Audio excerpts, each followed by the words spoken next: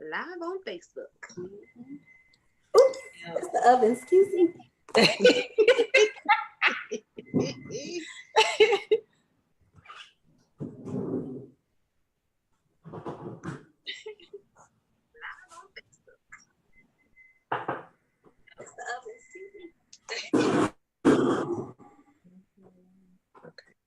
All right, we are live.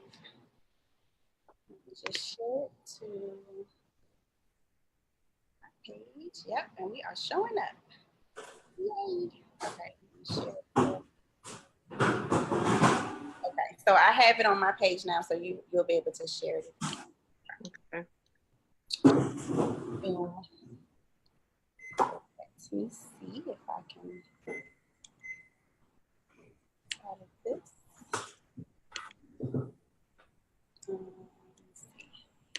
All right, so we are on, y'all. Hello, hello to those tuning in. Hello. Hello. Hello. Refresh my page because now I can't see any comments. Hold on.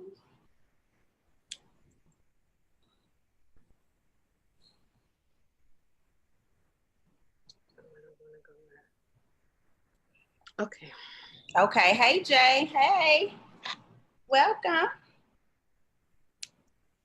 You're going to have to inbox me. Okay. All right, Jay.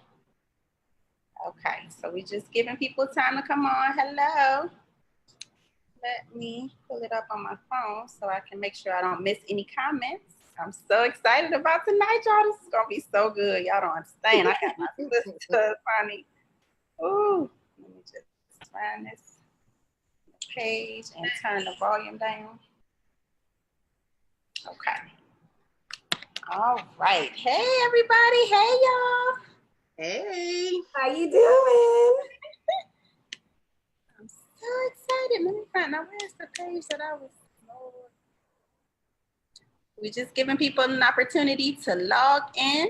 Hey. Hello, if you are just joining us. I don't know what I did with the page, child. Hey, Tony. Hey, Anthony. Hey, Stephanie. Hey, y'all. I don't know what I did with the page. Is that it? Is this it? I don't know. Okay. Don't know what happened to it. Oh, Tony's on. Hey, Tony. Hey, Tony. Hey, Alicia. Okay, maybe I should put it on this side so I can see. Ready to hear some gems, girl? It's gonna be so good. You know, we got some powerhouses in the building tonight, honey. They're about to drop. Okay, just getting everything set up. Hey, mama. Miss Beautiful Stephanie of Shop Talk. Y'all got to watch Shop Talk, honey. That thing. Them clowns on there be cutting all the way up. I tell you, they cuts up.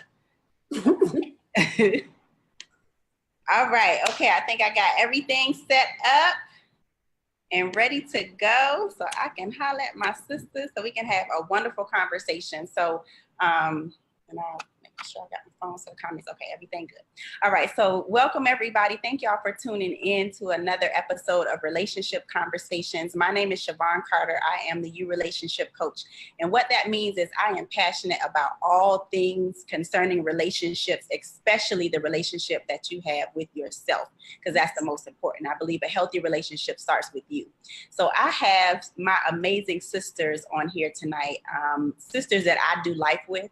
And this is, you know, not just for Facebook Live, but we do life together. So I'm excited to have them on because we've had so many conversations about relationships. So the one that we're going to talk about tonight is something that we just talked about recently, loving or being in a relationship and following your head versus your heart, or your heart versus your head, whichever one you choose to. But it's going to be a great conversation. So without further ado, I just want them to introduce themselves. So tell the people about introducing us. No, I introduce yourself.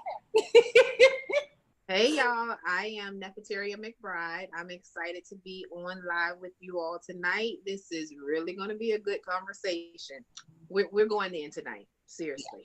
Basically. All right. And hey, everybody, my name is Mrs. Danisha Martin, and I am thrilled to be on. I was so excited, Siobhan, when you invited me. And then when I found out Neff was doing the show as well, I thought that may as well be Oprah. I'm excited. I'm ready to get real and just, talk about this thing called relationships that always seems to be on our minds. Yes. And so we're going to be coming from two perspectives tonight. We have my sister who is married, recently married, Mrs. Danisha Martin. Yes, honey. And then we have my sister Nephateria, who is a beautiful single woman. And then myself, who single meaning unmarried. So that's what we mean by single. So we're going to have, both perspectives so that we can have a balanced conversation as we're talking about this. So let's just get on into the conversation, y'all. All right. So first of all, so the topic for tonight is following your head versus your heart in relationships. So let's start with what that even means. What is the difference between the two when you think about head versus heart? You want me to go first? Yeah, go ahead. I knew it.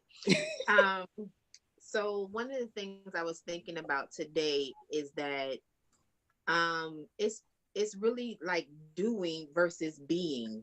When I think of head, I think of doing. You come into the relationship or whatever with this list of things that you want. He has to have this. We need to be dating for this amount of time, and we need to do this. It's a bunch of lists. It's a bunch of check boxes. It's all of that. When I think of heart, it's more being. It's really allowing yourself to just be and relate to that other individual, human to human. So yeah, it's being versus doing to me. Okay. All right. Yeah, that's good. I love that, doing versus being. And the only thing I think I would add is head is like you're constantly in the future. It's almost like your whole experience of your relationship is what's happening next and what's happening after that and what's happening after that. And heart is really experiencing the now of your relationship and how that's changing you and how that's bringing you together with that person that you're in relationship with. So it's almost like head takes the relating out of the relationship. And heart is focusing exactly on what the meaning of relationship is.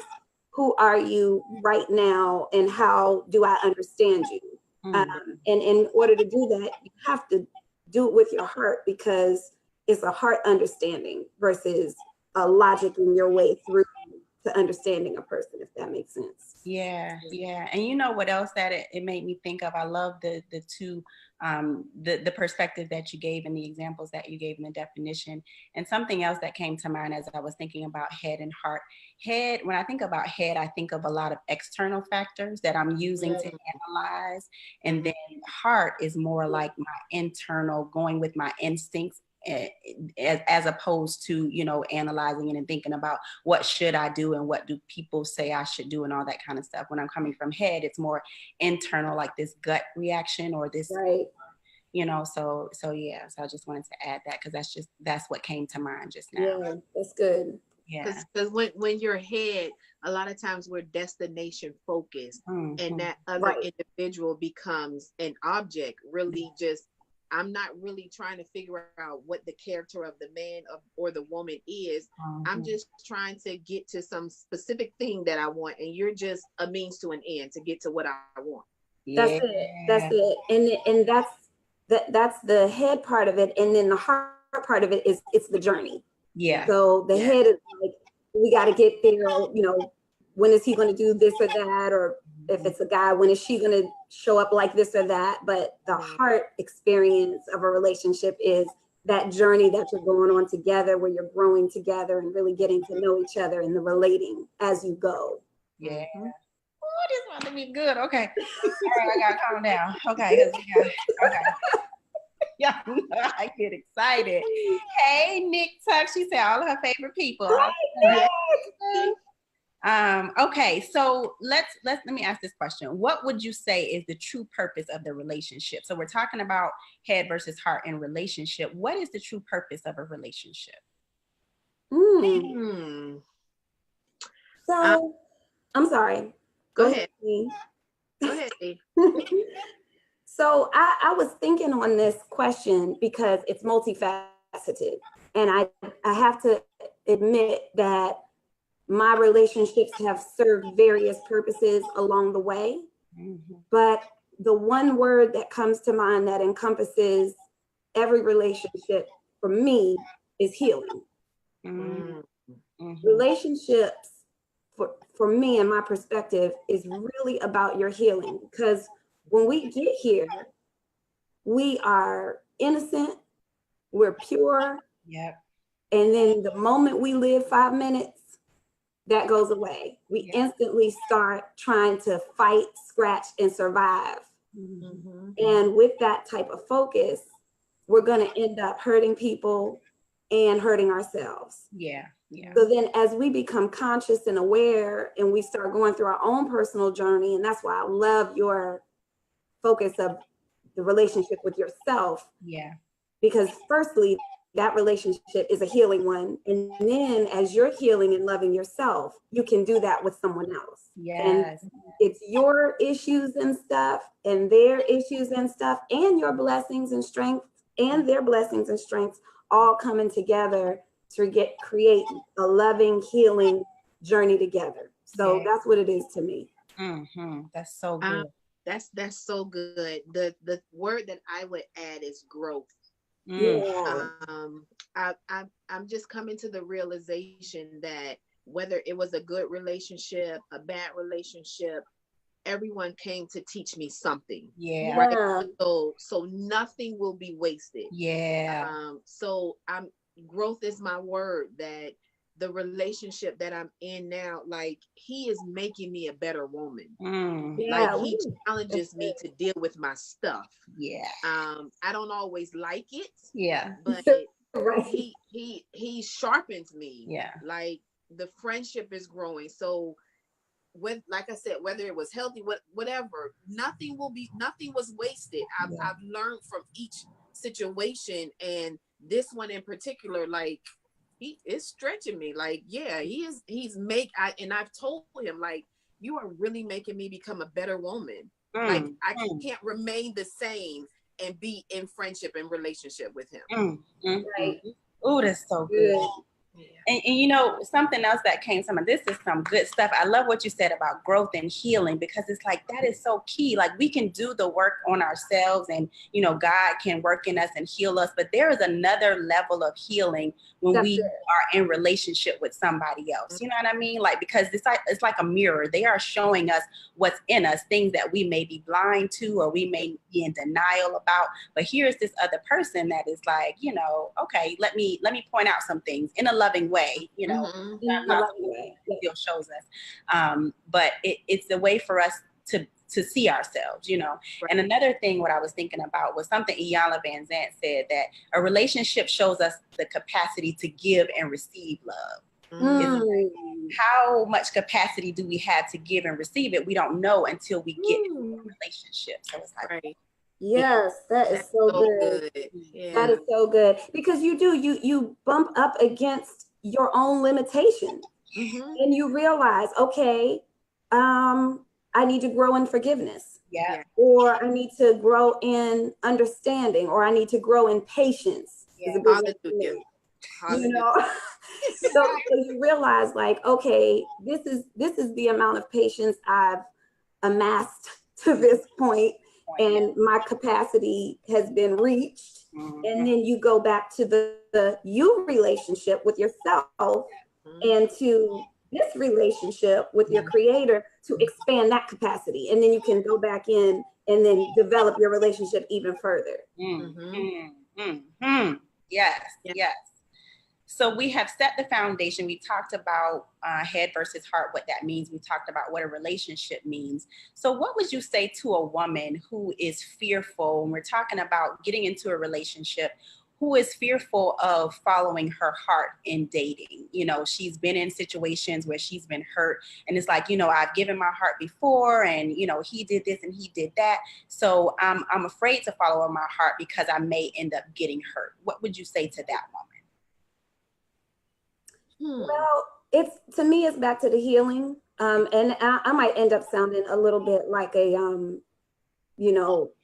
beating a dead horse, but I can't stress it enough, because if you are not doing anything, whether it's approaching a relationship or a new career or a fill in the blank, because of fear, that right there, that's a stronghold. Yeah. Because God did not create us in the spirit of fear, but with a sound mind and with that righteous boldness, because we're created in his image. So there is no fear except the fear of being afraid. So if you're feeling that fear, it's okay to feel it, but then you still want to do it anyway. So I would say to that woman, and I've been that woman up until very recently, you have to go back in, because at that point, in my opinion, that is an indication. It's like the dashboard of the car. That's saying, okay, my fuel tank is empty because I'm experiencing fear. So that means I need to then fill up my tank and love on me, because that's what you're really afraid of. Am I going to let myself down by making another wrong choice? Wow, come on. That's it. It's that's what you're really afraid of, right? Because I can't, I'm 30 years old, I'm 40 years old, I'm 55 years old, I'm 75 years old. I can't make another grave mistake. So turning it back onto yourself to say, where am I? What am I thinking about? What am I feeling? You know, and then to build that courage from within and with your Father to say, okay, I'm safe. I'm free. I deserve love, and I deserve to give love. And then once you get solid there, and the thing is, that takes work. You can do that with some girlfriends. You can't do that with all your girlfriends. You might have to do that with a counselor. You might have to do that with some type of pastoral staff, depending on how deep that hurt goes and how much work you have or have not done along the way.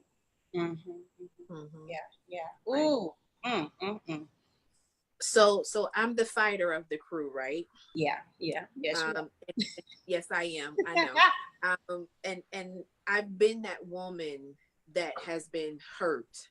And thinking of the last relationship, I was sitting in the corner of my sofa in tears. And I decided one day that the pain and all of that from the past, you don't get to hold me hostage. Like you don't get to hold me hostage. The pain that you inflicted on me, the hurt, all of that, I'm going to do the work that's necessary so that I can walk in forgiveness and be free. That's it. And I'm moving forward. Like you don't get to shut me down. You don't get to keep me in this space where I'm too afraid to live and love again and all of that. And I know that's because I have a fighting spirit. So for those that identify with me, tap into, I encourage you to tap into that and say, you know what, whoever it was in the past, no, you don't get to do that to me. I'm going to be intentional about getting healing and setting myself free. But in that, I also had to learn boundaries and wisdom, right? So even though I've made an intentional choice to be free, I also had to do it with wisdom. Learning, okay, I have to learn what a boundary looks like. It's a gate. I have to learn what should be coming in and use the gate to keep what should be out. But a lot of women, when they have been hurt and they're afraid to live again, they think they have boundaries, but they really have walls. And the walls just keep you locked in by yourself. A boundary is a gate that you can open and close and allow the good to flow in and the bad to flow out. So it's one, making an intentional choice for healing. Yeah. And two, using wisdom and putting boundaries in place where necessary. That's it. Listen, let me tell y'all something. Okay, so you have touched on so much. So I want to kind of pull what I hear from both. So the first thing that you talked about, Danisha, was fear, and how, you know, when we allow that to be a foundation, it robs us from just enjoying those things that we really want. And it really is about self. Like, there is something within myself that I'm not trusting. You know what I mean? Yep. So it's really not about that other person.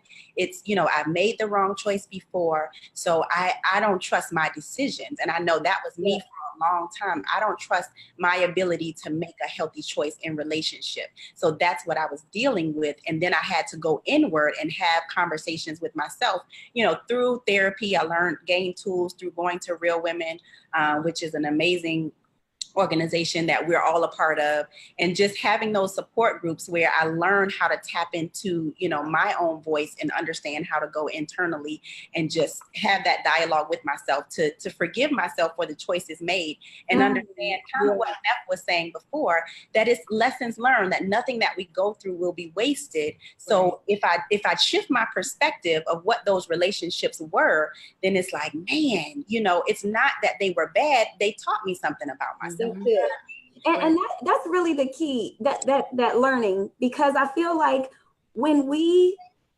go from relationship to relationship and in our mind failure to failure, you start to build up an expectation that the relationship is not going to fail. And then you start to agree with the lie that you're not worthy for a good relationship. And this issue of worthiness is one that I struggled with for years. And it really takes kind of owning your limiting beliefs about yourself, looking at what those are, and then looking to the point that you made, Siobhan, in terms of what is each relationship teaching me. And Neff, you hit that as well. And then doing something about that lesson, because if we're learning but not applying that knowledge to the next situation, then we're not operating in wisdom that Neff talked about. You're just back on the hamster wheel, which is then continuing to create this story, this lie in your mind that you're not worthy, that you don't deserve a good relationship, that you'll never, that he'll never, that no man, and all of this. But that's because you're not applying the lessons to the next opportunity, or even to the present, which is, how can I apply that lesson of love to the relationship I have with myself, with my mother, with my sister, with my coworker? Because love, opportunities for love are not just romantic, they're all around us. Absolutely. And that is so key, that this is not just about romantic, this is about relationships with people, you know what I mean?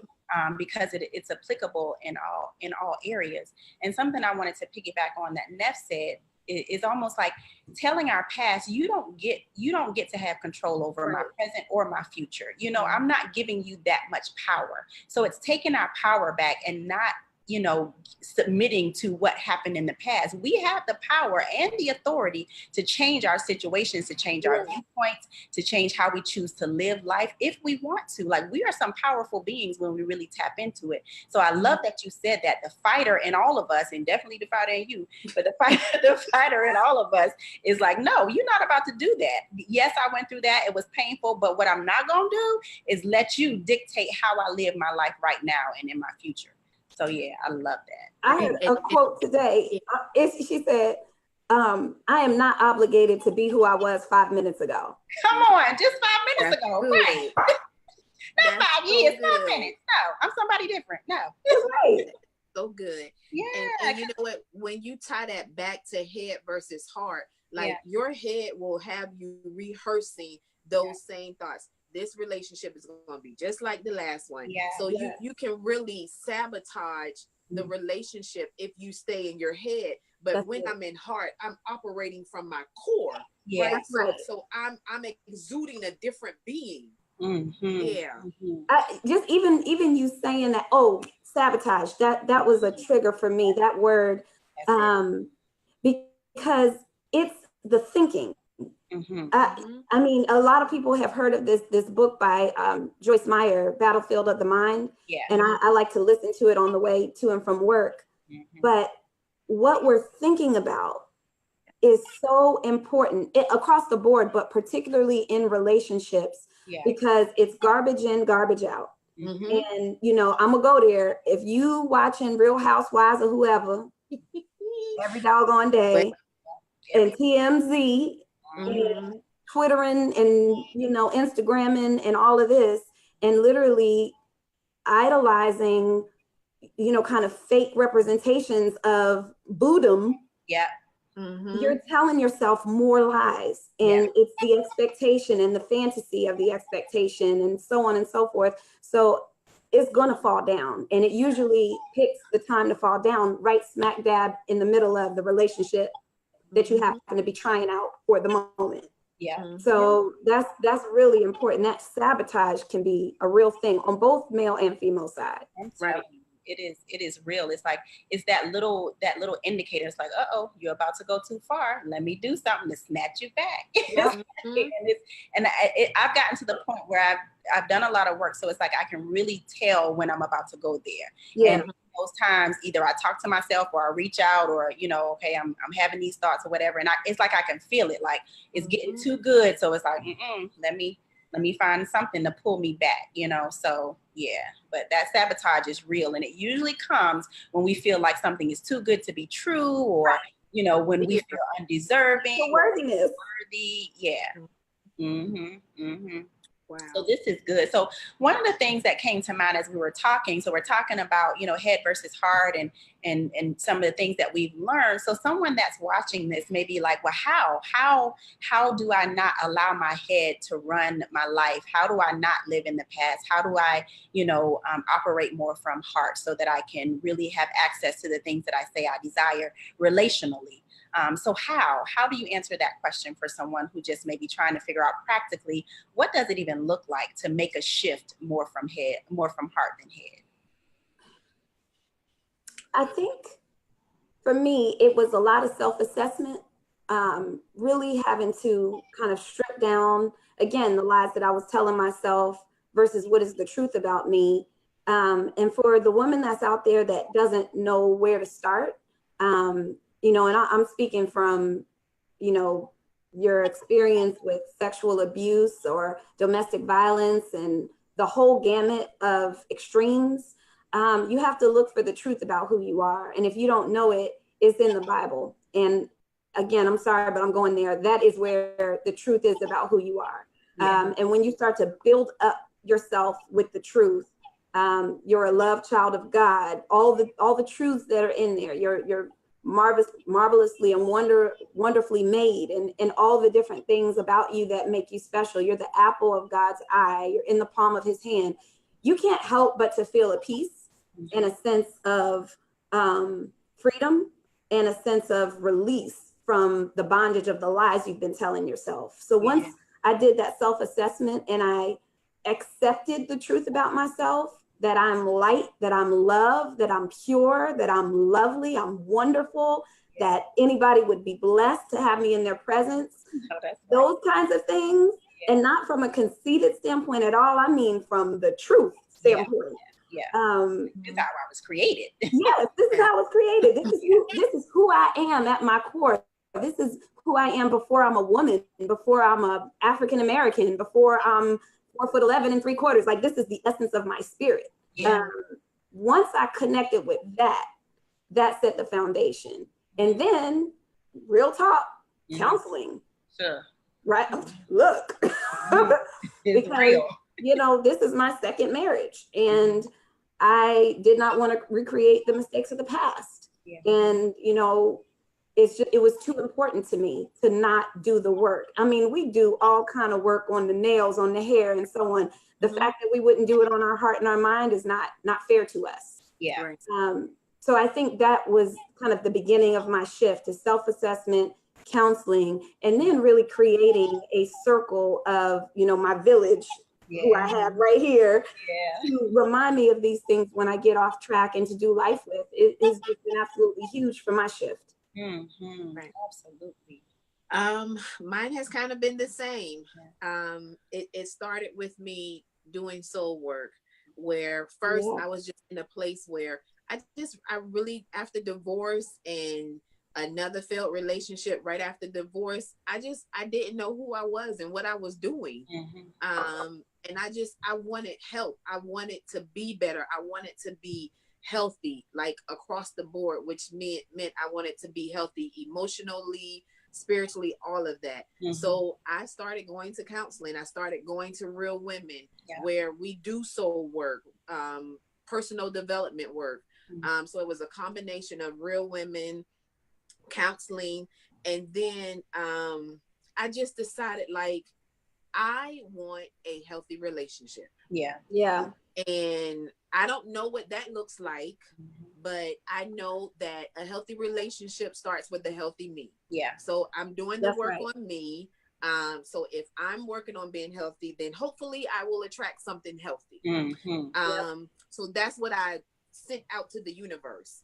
But then when I started interacting with this guy, I was still showing up as the same broken, unhealthy woman.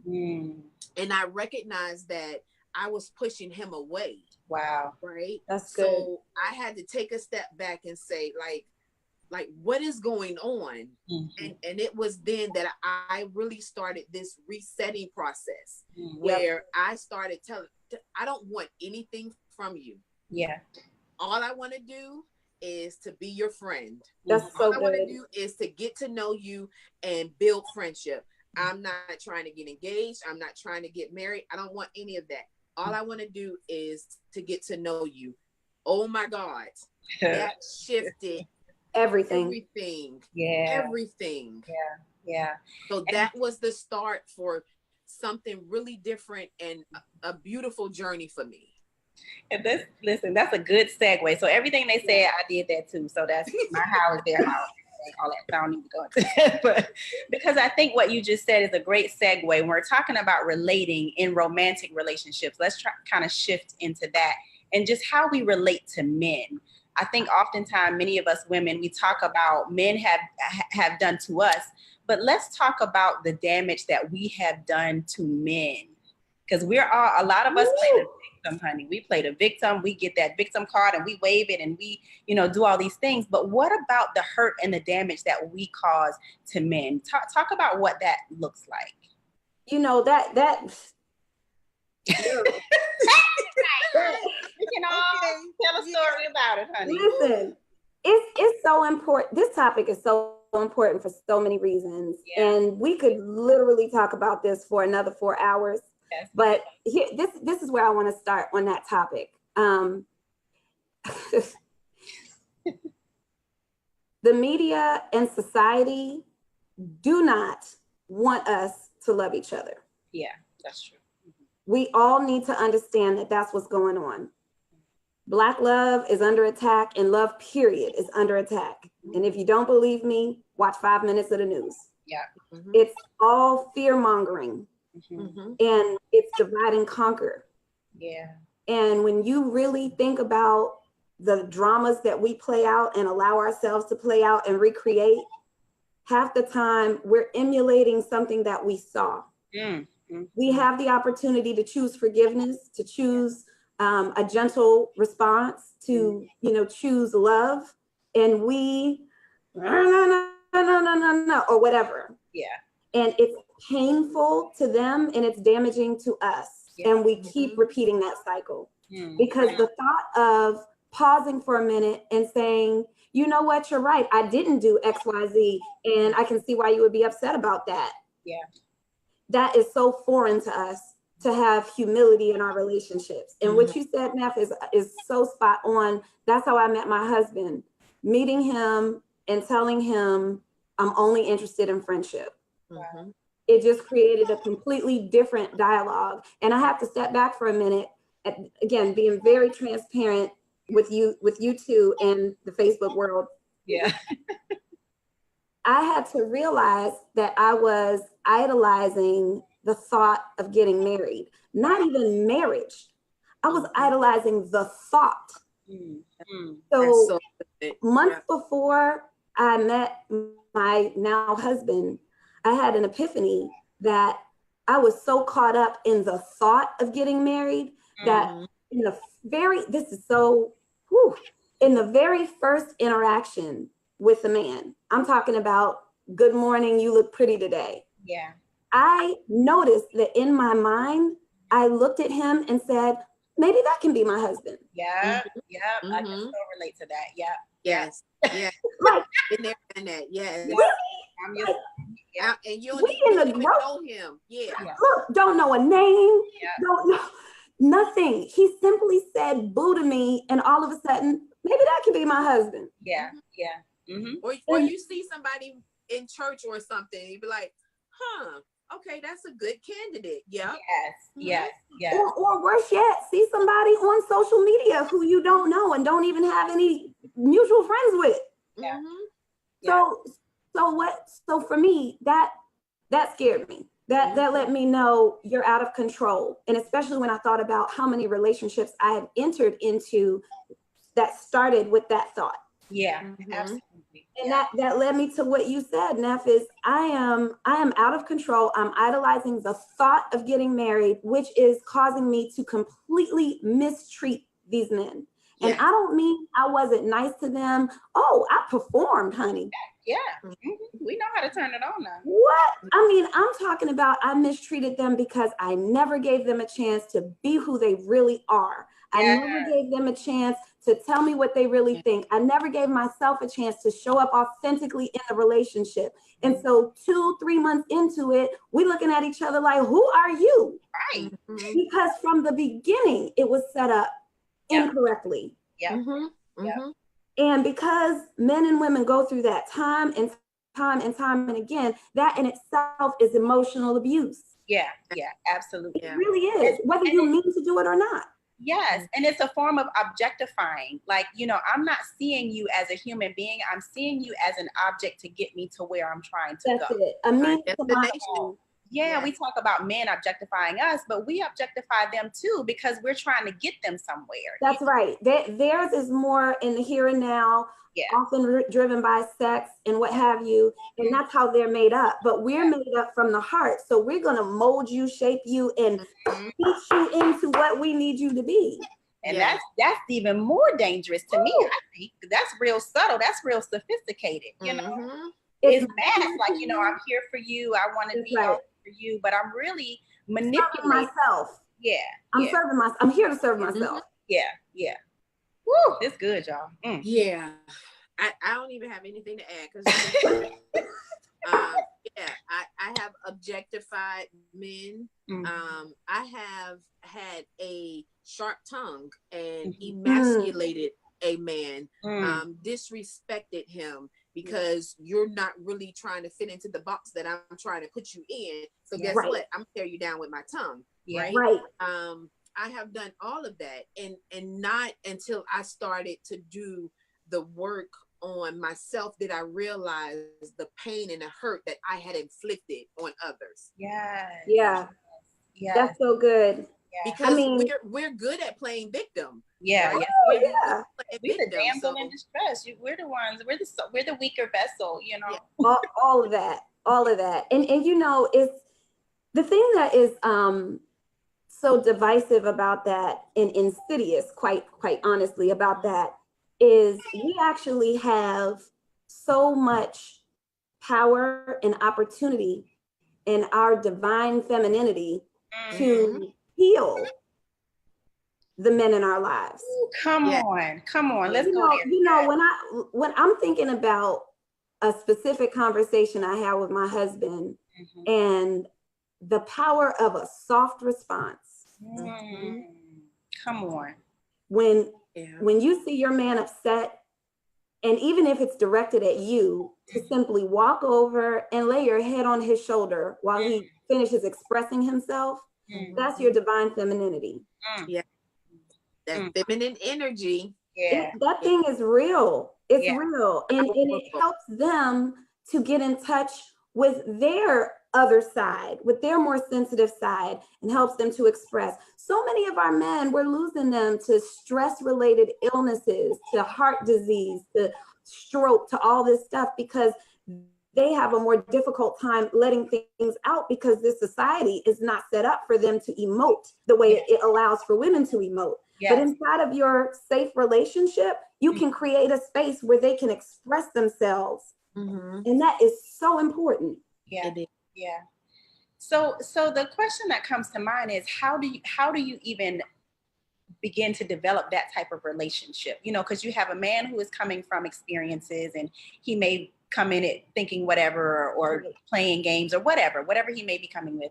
And then the woman is coming with hurt or whatever, and going through the process of healing or whatever she's doing. How do the two of them develop that type of relationship? Like, from a woman's perspective, how do we even start to develop something like that? So for me, I recognize that I was the catalyst for the change. Come on. Right. So when I stopped operating in masculine energy, trying to be in control, when I stopped trying to lead, when I just stopped trying to get my way, and softened and started really operating in feminine energy, and just was completely honest. Like, I'm going to show up authentically. Like, I'm making a promise to just show up authentically, and I'm just going to be real with you and be honest. And this is what I've gone through, and this is who I am, and this is what I'm struggling with, and really allowing my walls to come down, and really allow him to see me. He started shifting. Like, he started shifting. So the more that I created a space where he felt safe in, where I was being my authentic self, then he started, okay, the walls is, was like this. It's coming down little by little, but it's taking work and patience. And the key things is me creating safe space for him to be exactly who he is, and accepting him as he is, me showing up authentically, and us really being honest and transparent. So that's so good. That's been my process. And the funny thing is, so many of us don't realize we're operating in masculine energy. I have a really close friend who someone spoke that over her. They kind of revealed that she was doing that, and she started taking up activities to connect her more with her feminine energy, belly dancing and things like that, just to recenter. And I think it's important because we're out here at the top of our careers. We're killing it in the education sector. We're single moms.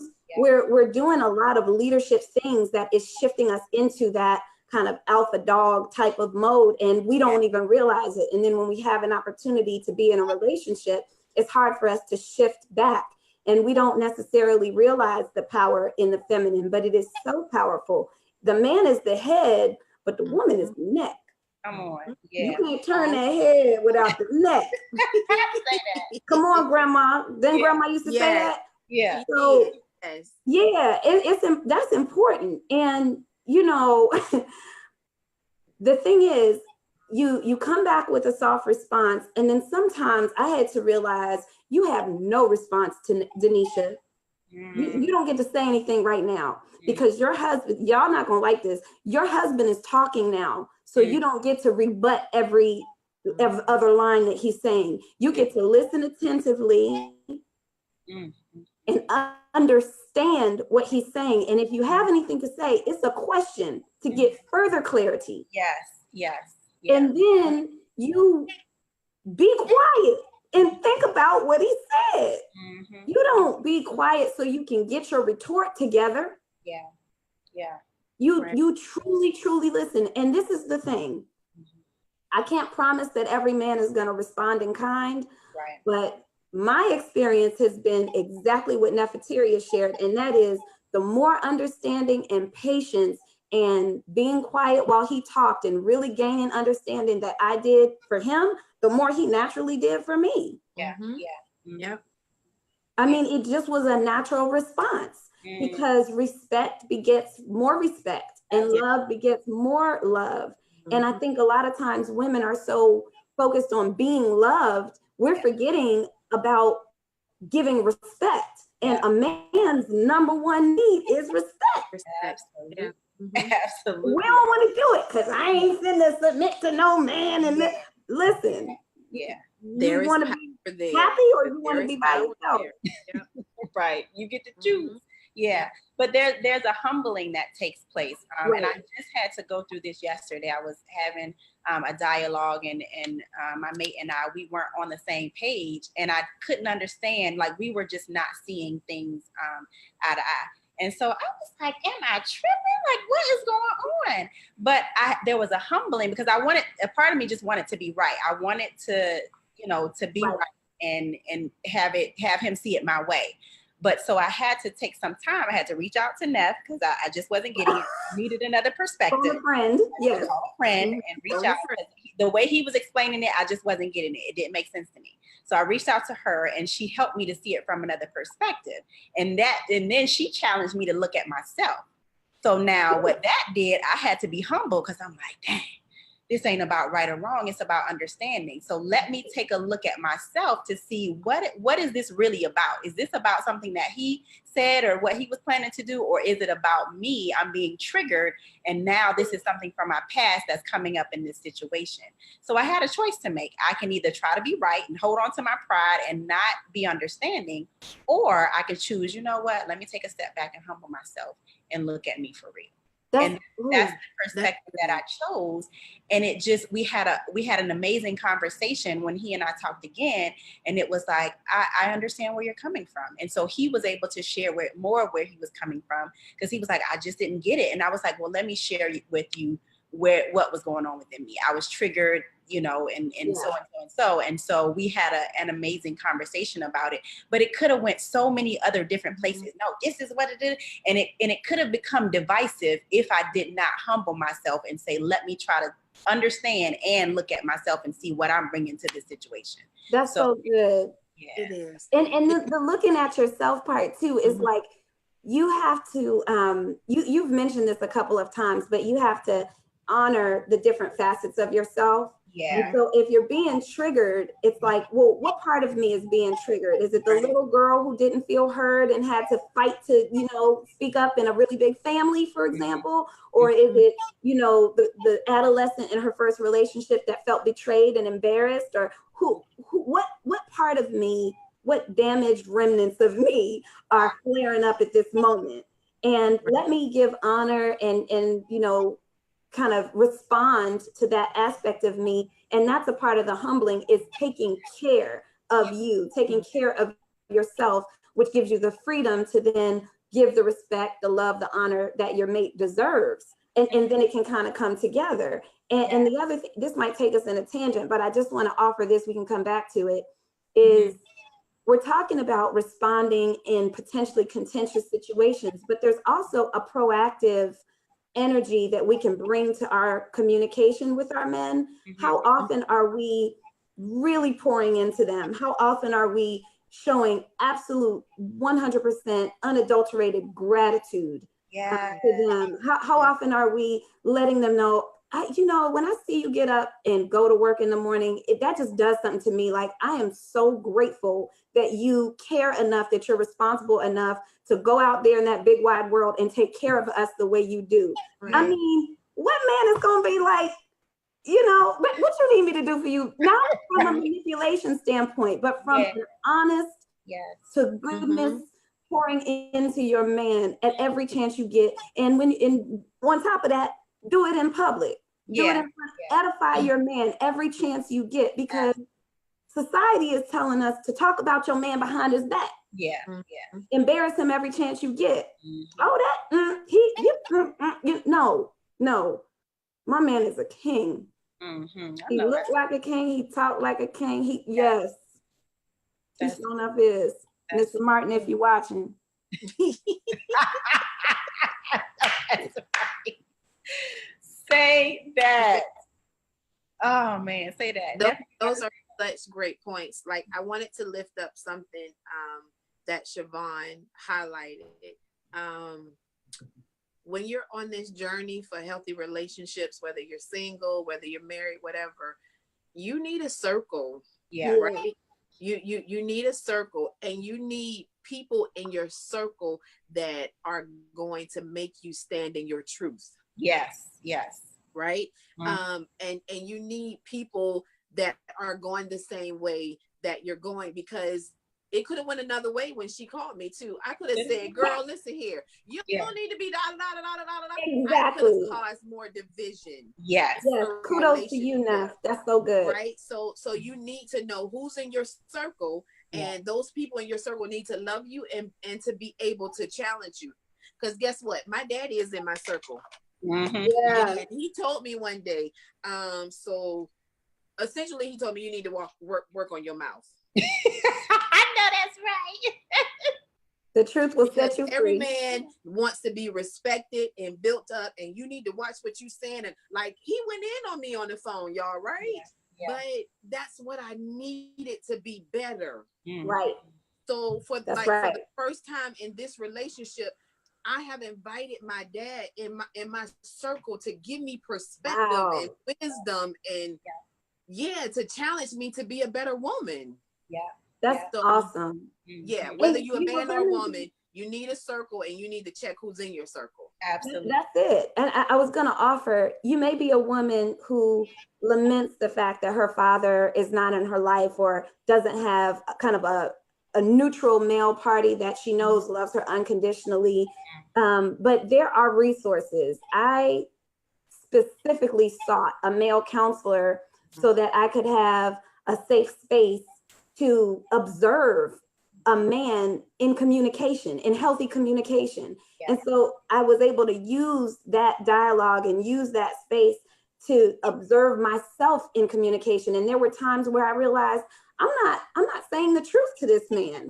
Like I'm still filtering. And then I would stop and say, hey, I need a moment to go back and fix my last statement and tell you what's really happening inside.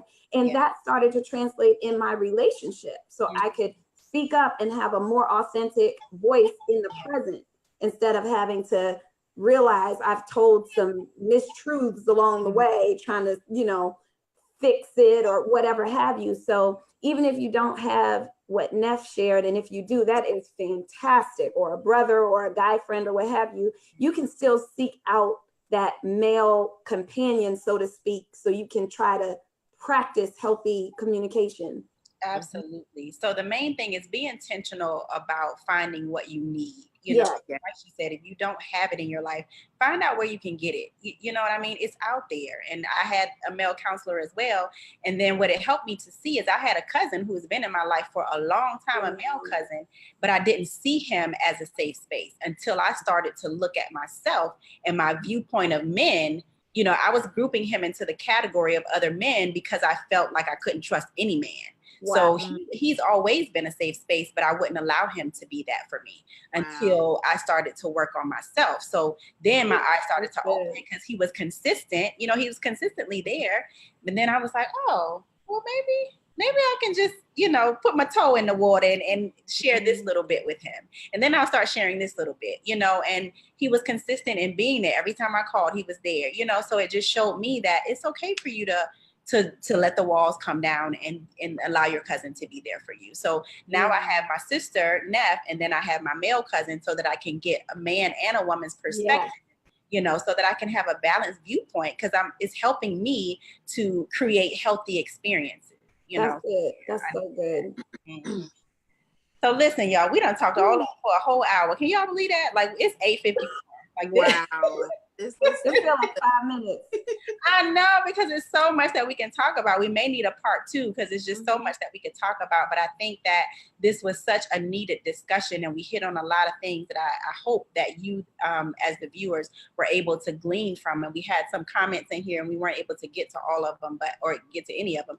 But thank you for even commenting and sharing, the things that you shared, because that adds to the conversation as well, that people can go back and read and just dialogue with one another in the comments. So what's the last words that you would want to leave with the people just about loving from head versus heart?